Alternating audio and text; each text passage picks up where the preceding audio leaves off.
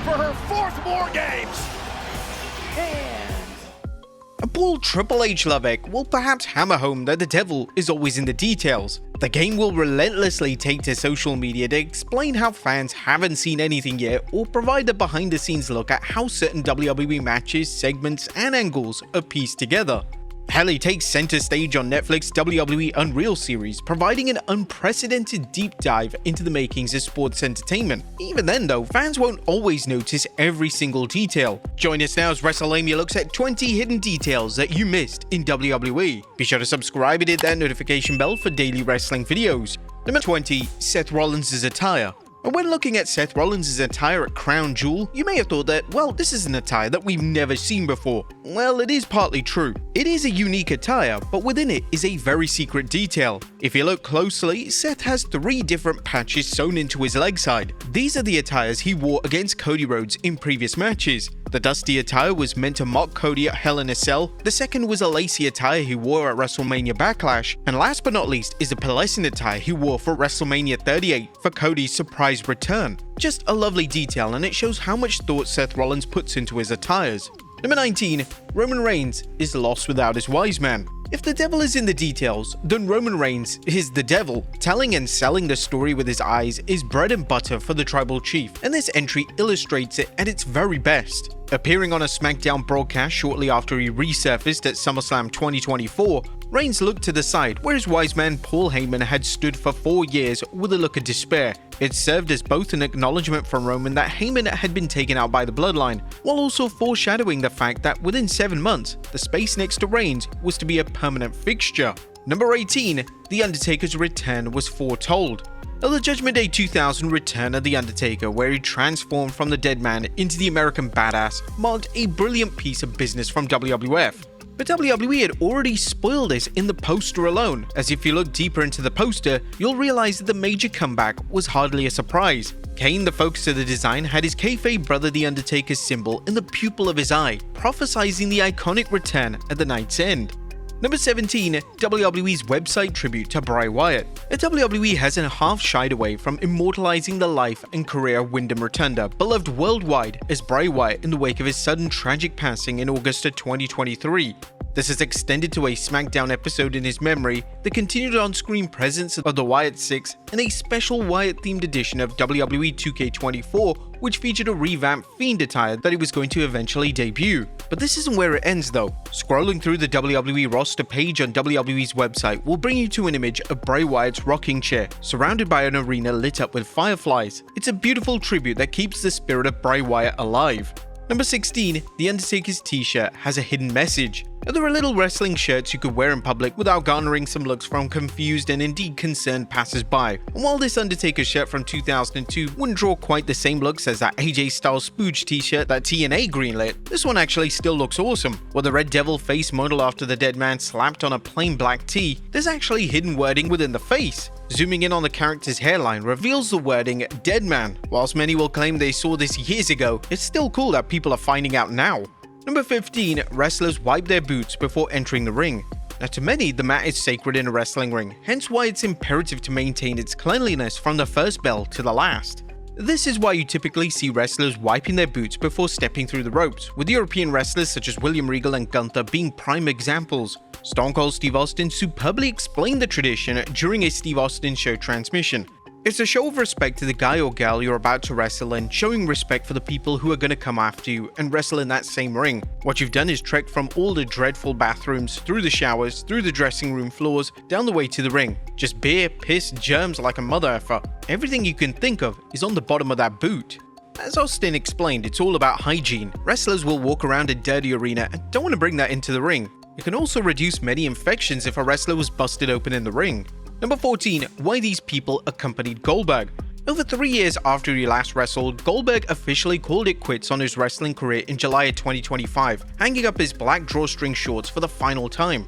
He would lose to Gunther in a World Heavyweight Championship collision at Saturday night's main event, but the detail here comes from Goldberg's entourage. Accompanying Goldberg through the backstage area were various figures with whom he was close to throughout his entire career, particularly during his time in WCW. Among them were Ernest the Cat Miller, Josh Barnett, Chuck Zito, WCW's former head of security Doug Dillinger, and Goldberg's son Gage. There were also the likes of Diamond Dallas Page and the Steiner brothers also showing being in attendance at ringside. This was definitely a better tribute than having some random officers by his side. Number 13, the subtle detail from William Regal.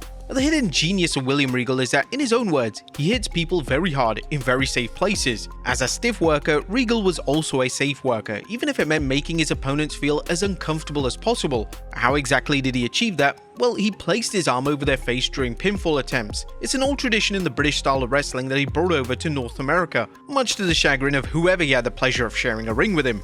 Number 12, CM Punk will miss John Cena. Now, it's almost impossible not to notice many of the hidden details that arise when CM Punk is involved. The best in the world has carved out a legacy in the medium with such overt examples as the hidden meaning behind his glaring Pepsi logo tattoo, the reason why he wore tights over trunks when he finally returned to the ring in 2021, and the subtle message he uttered to John Cena. Occurring during his instantly memorable Dr. Thugonomics promo on the Night of Champions Go Home SmackDown in 2025, Punk, in a line picked up by the camera microphone, stated that he would miss John Cena when he eventually retires this coming December. It was a moment of clarity that was felt by anyone who had grown up with John Cena as their hero and idol.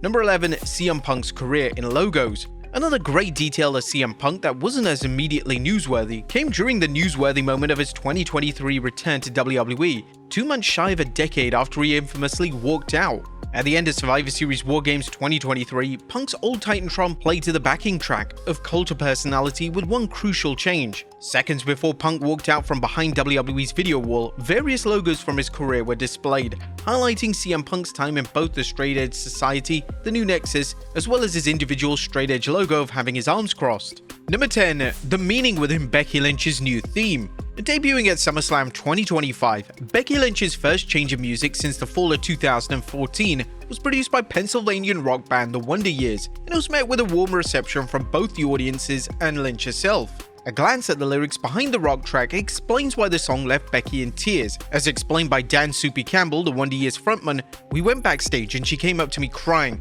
I was just like, it just meant so much because the last time my dad saw me wrestle live was here at SummerSlam.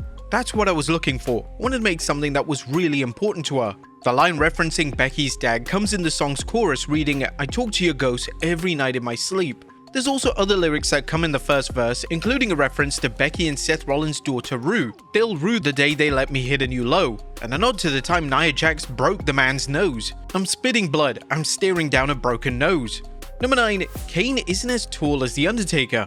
And you can blame Andre the Giant for this. The gargantuan Frenchman's freakish stature and accompanying drawing power led to Vince McMahon down a dark path, as he wished to bill every taller than average performer as being a few feet taller than they actually were. In the case of Kane though, McMahon literally added a few feet onto his newest monster at the time, Kane. Kane, who was presented as The Undertaker's equal upon his 97 re-debut, isn't actually as tall as Taker, resulting in Kane's boot having 4-inch padding inserted to quite literally make him the same level height as The Undertaker.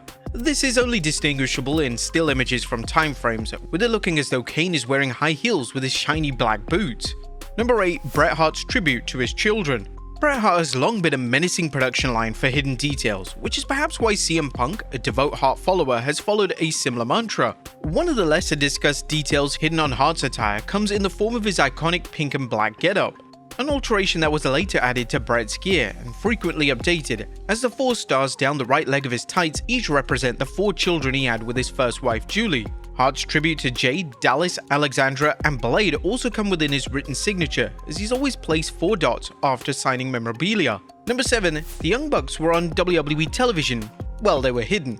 At the 2024 Survivor Series, Candice LeRae competed in her first main roster War Games match as part of a team including Rhea Ripley and Bianca Belair, defeating Liv Morgan's side. However, if you pay close attention to her attire, you may mistake it for just a simple pattern, but that's not the case. Her ring gear included a very clever Easter egg, the images of her bloody face during the World Tag Team Championship match against the Young Bucks in 2014. Number 6, Kevin Owens vs Sami Zayn wasn't sanctioned by WWE. Now, oftentimes in pro wrestling, the concept of an unsanctioned match flies straight over the head whoever is promoting the card, WWE itself included. In 2025 though, at the Elimination Chamber PLE, Paul Levesque understood the concept to a T, setting Kevin Owens and Sami Zayn's take on the stipulation apart from the rest. During this unsanctioned match, WWE logos on the turnbuckles were blacked out while the referee was missing the usual company logo on his shirt. These are nuanced adjustments and are hardly worth getting excited over, but the very fact that WWE went this extra level to maintain the unsanctioned stipulation benefited the match greatly. Number 5. Rhea Ripley's attention to detail. Rhea Ripley's mastery of character evolution hasn't gone unnoticed, particularly as it concerned NXT TakeOver In Your House 2020. Challenging Charlotte Flair for the NXT Women's Championship in a match that was won by Io Shirai, the future Eradicator on Monday Night Raw, she adorned one white boot and one white contact lens, a callback to her previous loss to Flair at WrestleMania 36. It was a minute altercation that added another layer to the match, though it would have been more beneficial had WWE actually made it the key focus of the match. Alas, it remains an underrated choice of appearance. Number 4. The sign of a bad match. Terrible matches can be outlined by a snide tweet or a rumor emerging from beyond the curtain, but before the rise in social media allowed wrestlers to run their mouths, they did so by mimicking a chicken. Indeed, this sneering taunt was popularized in the British wrestling scene and was used to tell those backstage that the match was a complete stinker. Bret Hart memorably performed it after battling Farouk on an October 1997 edition of Raw, while Dave Taylor, an often forgotten Ruthless Aggression era performer, portrayed a chicken during his tag match with Drew McIntyre against the Nasty Boys. Number 3. Jey Uso makes it personal. Now, if a wrestler's real name is mentioned on television, it'll be because of one of two cases. Number 1, because someone else has forgotten their life, such as Michael Cole calling Wade Barrett Stu on commentary, or number 2, to add depth to an angle. Jey Uso has repeatedly chosen the latter. He called Roman Reigns Joe during their heated Night of Champions 2023 argument, while he shouted for his brother John, the real name of Jimmy Uso, to not throw in the towel when he collided with Reigns 3 years later. He isn't the first to take such measures to increase the intensity of a program, and he won't be the last, but the added family dynamic took this one step further. Number 2. John Cena's hidden respect for Cody Rhodes. You can't notice something that isn't filmed, which is the precise reason why this touch of class from John Cena helped elevate an already iconic visual. Celebrating with Cody Rhodes following the American Nightmare's WWE Championship win at WrestleMania 40, Cena could be seen ducking underneath the camera, going wholly off screen to not rob Cody of any deserving screen time. This was the passing of the torch from Cena to Rhodes as a new face of WWE, not their abysmal clash in 2025. And number 1, Bret Hart hates Triple H. Now, if Bret Hart hated you 3 decades ago, he still hates you today, as is prevalent in his hatred of Triple H. Hart's detestment of the WWE's chief content officer runs deep, telling Kenny McIntosh of Inside the Ropes that he never rated him. I'm not sure where I stand with Triple H, just being honest. I never rated him. Everything he's done, everything he's created, it's all stuff he wrote out for himself. I think Triple H is a phony, like in the sense that he's never earned it and he's never deserved it. He just married the boss's daughter.